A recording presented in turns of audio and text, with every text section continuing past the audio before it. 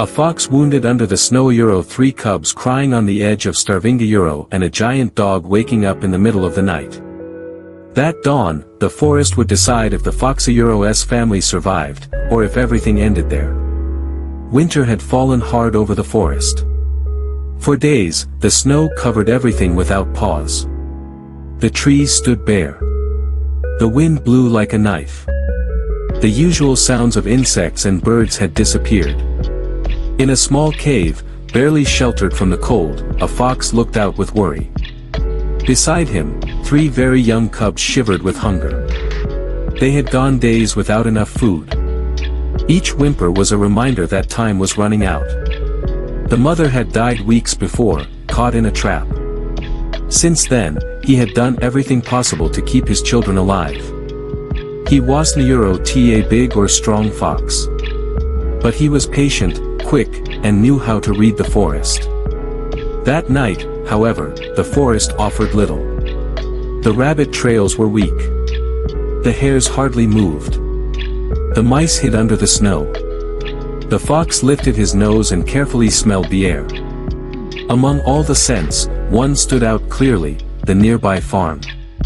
Chickens. Dry corn. Straw. Damp wood. And a guard dog. That smell meant 2 things at once, food and danger. If he didn't try, his cubs might not see the dawn. If he did, he might never return. He looked at the little ones, licked them to calm them, and made his decision. He left the cave. The first breath of icy air burned his chest. Even so, he began to move. He advanced close to the tree trunk so the wind wouldn't carry his scent toward the farm. Each step on the snow crunched too loud. He stopped, listened, then moved again. In the middle of the path he found old deer tracks. He decided to step on them to confuse anyone who might follow later. He avoided open clearings. He preferred shadows and tree cover. As he drew closer, the farm smell grew stronger. He saw the house, dark, with only a kitchen light left on. Behind it was the chicken coop. Wire mesh, wooden door, metal roof. In a corner, curled up, slept the dog. Big, light-colored, curly-haired. Breathing deeply, steady like a slow drum. The fox pressed himself to the ground and waited. Nothing changed. He had to move. He circled the coop calmly. First he checked the base of the mesh. He didn't want to be caught in a snare. No new metal smell, no tight wires. Then he looked at the roof. Ice had opened a small gap in a corner, almost invisible from below. To reach it, he had to jump from a woodpile near the shed. He couldn't miss. If the wood creaked, the dog would wake. A short caw made him raise his eyes. A crow watched from a high branch.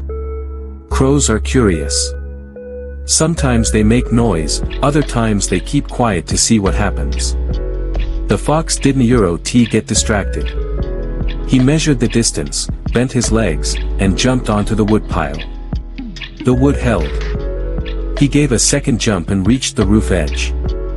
He stretched, found a hold with his front paws, and slipped his body through the gap. Inside the coop the air was warmer. It smelled of straw, feathers, and corn. Several chickens slept tight. The fox moved like a shadow. Undefined, he could kill a chicken. One quick, silent bite would be enough. But he knew the humans would notice at dawn. They would count, and they would search. There was another option, the eggs. Perfect food for the cubs, and maybe no one would notice right away. He approached the nest box and chose 3 eggs. He placed them carefully in his mouth so none would crack. He returned to the gap, slipped out, and landed softly on the snow. He ran to a birch, dug a hole under the snow, and hid the eggs to keep them safe and cold. He marked the place in his memory. Then went back. A second trip. Then a third. Everything was fine. On the 4th, when he thought of taking just one more, a loose nail scraped his shoulder. His skin opened. Warm pain. A drop of blood fell onto the straw. The dog opened one eye. Sniffed. Barked once. The fox didn't wait. He grabbed the last egg and dashed to the roof.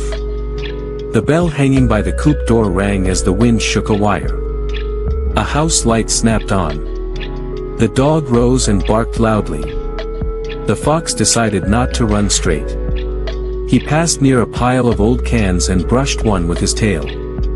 The smell of kerosene and oil stuck to his fur. Strong enough to confuse the dog. Then he advanced in short curves, stopped to listen, moved again. The barking got closer, but the dog followed the strongest scent, the cans. The human came out with a flashlight, shouting the Doguero's name. The beam swept the snow nervously. The fox reached the birch, dug up the 3 eggs, and carried them 2 at a time. He walked a few steps, stopped, placed them in a new hole, and returned for the last one. He didn't want to stumble or break them. Step by step, he neared the hillside where the cave waited. The house lights flickered like tired eyes. The barking grew distant. The wind was still on his side. At last, he reached the entrance. The cubs stared with wide, hungry eyes. The fox placed the eggs in the snow, cracked them gently, and let the yolks flow into the small mouths. They ate desperately. Their bodies warmed. The trembling stopped. The Cavaliero's silence shifted. It was no longer anguish. It was relief. The fox licked away traces from the snow so no other animal would find them. He looked at his wound. Not deep, but it hurt. He pressed the shoulder against the cold ground to stop the bleeding. Outside, the dog still barked, but farther away. The Humaniero's light no longer aimed at the forest. The crow gave a short caw and flew off. The fox didn't sleep right away. He stepped outside and looked over the valley. The wind had softened. The house was quiet again. The farm seemed calm. He breathed slowly. He hadn't won a war. He had won one night. And sometimes, in winter, one night is worth more than gold. With the first gray light, he brought the cubs to the Cavaliero's entrance so the sun could warm their ears. He placed them by his side and let them play with a piece of bark. Later he hid 2 leftover eggs in a hollow log, far from the cave, covering the spot with snow and branches, leaving no scent. He memorized the landmark, near a triangular stone, 3 steps from a dry bush. In the afternoon, he returned to the farm area, not to steal, but to watch. He saw fresh human footprints around the coop. New nails on the roof. A wire tied to the bell at the door. Dog tracks near the cans. He memorized everything. He would not repeat the same path. If he ever came back, it would be in a different way. Or maybe never again. Survival is also knowing when to stop. That day, the forest recovered small movements. A woodpecker tapped a trunk. A squirrel ran along a fallen tree. The fox didn't chase it. He was tired and didn't want to waste energy. He stayed close to the cave, alert and calm.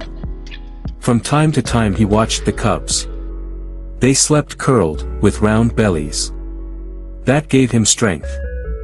That evening, before the light faded, the fox scrambled his own tracks with branches, so if anyone came, they would be confused. The snow keeps secrets but also shows paths. Better to leave a messy drawing. Then he lay down at the Cavaliero's entrance. Not like a hero. Like a tired father who had done what was needed. Night returned. The cold tightened again. This time, no cries came from the cave. Only sleep. Deep, steady sleep. The fox kept one ear alert. If the wind brought barking or strange noises, he would rise. It didn't happen. All stayed quiet. The next day, he taught. Not with words, but with example. He led the cubs to a small clearing and showed them how to smell without breathing too strong, how to step on their own tracks to erase them, and how to use the wind as an ally. He also showed them an old, broken trap, so they would know its shape and smell. He didn't want their Mothra's fate to repeat. The cubs followed with attention. The smallest, the one who had struggled the night before, now moved better. When the sun rose higher, they returned to the cave. The fox checked the log where he had hidden the eggs. Everything was in order. Another night came, and hunger with it, but not so sharp. Now there were reserves, and lessons. The fox chose not to go near the farm. He searched the forest for new signs. Under a damp log he found a mouse trail. He waited, still, until one came out, and caught it with precision. That meal wasn't enough for all, but it added something. Later he saw fresh hair tracks. He didn't chase wildly. He studied the route, where it stopped, where it sped up. At dawn, his patience paid off. The hare slipped on soft snow, and the fox struck. He carried it to the cave. No shouts of victory. Only quiet gratitude. The cubs ate until exhausted. Then they slept with full bellies. The days that followed were hard but possible. Some with softer winds. Others with more snow. The fox kept his routine, move calmly, observe, decide, never risk more than needed. He never killed chickens. If he passed by the farm again, it was only to smell from a distance. He promised himself not to abuse luck. Lives depended on that promise. Weeks passed. The cubs grew. They no longer shook constantly. They played short fights. Practiced jumps. Chased shadows. Each little step was a victory. The wound on the Fox's shoulder closed. When he touched it, he remembered that night with the eggs. He remembered he hadn't killed. Not out of heroism, but out of strategy. Choosing wisely avoids troubles that grow into giants. One clear sunset, he led the cubs to the cave's entrance and stared at the valley. Snow still covered everything, but the air no longer cut as much. The cubs smelled the wind, as if they too understood. The fox thought of their mother. He remembered her light steps, her way of teaching without words. He didn't feel heavy sadness. He felt resolve. He would care for his children with patience, with attention, with prudence. That last night of the story was calm. The sky was clear. Stars looked nailed above the forest. The fox stepped out once, looked over the slope, and went back in. He settled the cubs with his muzzle, lay beside them, and breathed slowly. He didn't know what tomorrow would bring. Winter wasn't over. But that night he had what mattered most, peace. Moral: in hard times, the strongest doesn't always win. The one who observes, chooses wisely, takes only what is needed, and returns in time to protect his own the one who survives.